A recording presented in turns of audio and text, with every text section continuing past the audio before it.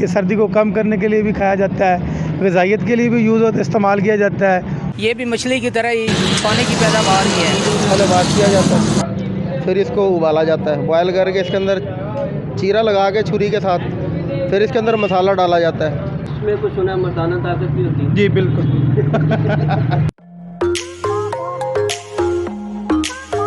अस्सलाम वालेकुम नाज़रीन, इस वक्त मैं मौजूद हूँ जंग के एक मशहूर बाज़ार के अंदर और यहाँ पर भें की तैयारी का मरहला जारी है।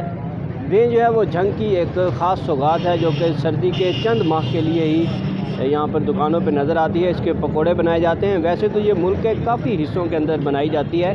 इस भें की तैयारी के अंदर इसको सबसे पहले उबाला जाता है। उबालने के बाद इसको मुख्तलिफ़ मसाले और चीज़ें लगाकर तैयार किया जाता है। त्रिमू हेड से निकलने वाली इस भें को आजकल जंग के शहरी जो है बड़े शौक़ से खा रहे हैं। उनसे बात करते हैं, दुकानदार से भी पूछते हैं कि तैयारी का मरहला कैसे होता है। इसको पहले वाश किया जाता है, फिर इसको उबाला जाता है, बॉयल करके इसके अंदर चीरा लगा के छुरी के साथ फिर इसके अंदर मसाला डाला जाता है।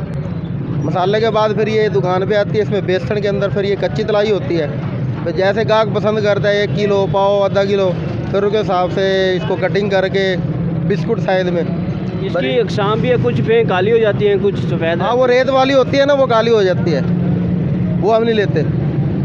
हम चिकनी मिट्टी वाली इस्तेमाल करते हैं ताकि गाहक को पसंद आए। रेत वाली में कीड़े आ जाती है, वो फिर मज़ा नहीं होता, उससे दुकानदारी ख़राब होती है।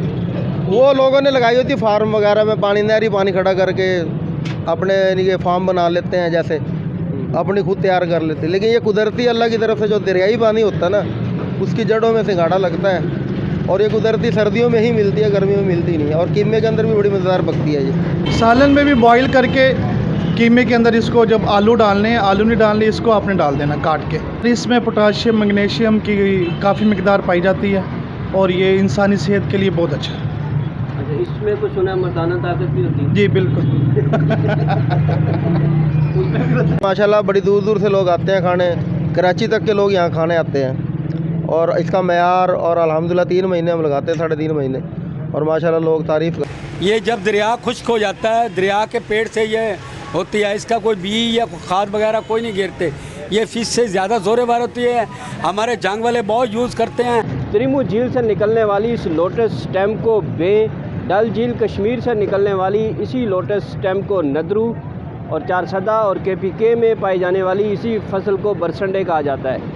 ये फसल जो है वो पूरे साल में अवेलेबल होती है, लेकिन सिर्फ इन चंद माह के अंदर जो आने वाली फसल है वो दरियाई इलाके से आती है, क्योंकि इसको ज़मीन से खोद के निकाला जाता है। भें इस वक्त जो यानी कि सर्दी का एक बहुत ही अहम जो है ना तोहफ़ा समझा जाता है। सर्दियों में यानी कि सर्दी को कम करने के लिए भी खाया जाता है, ग़िज़ाइयत के लिए भी इस्तेमाल किया जाता है। और सबसे बड़ी बात ये है कि जंग में 2 से 3 माह के लिए ये मछली के नेमल बदल इस्तेमाल किया जाता है। ये भी मछली की तरह ही पानी की पैदावार ही है और हम मछली से ज़्यादा इसे पसंद करते हैं।